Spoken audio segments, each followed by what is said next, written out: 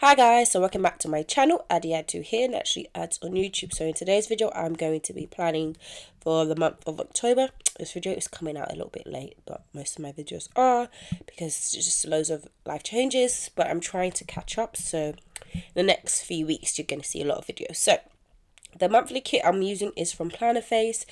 That's the monthly kit and the notes page, and then my budget kit is from the Budgets in Planner. Both of these shops are UK shops. The Budgets in Planner kit is just a normal mat, and then the Plannerface kit is a premium mat. So yeah, I'm not going to talk through this video because I'm pretty much just sticking down stickers. So as I said, yeah, this is matte paper, and then the Plannerface stuff is premium matte. And obviously it's like Halloween spooky theme. So I hope you guys enjoyed this video. Be sure to give me a thumbs up if you liked it, and I shall see you in the next video. Make sure you've subscribed if you have not already. Enjoy.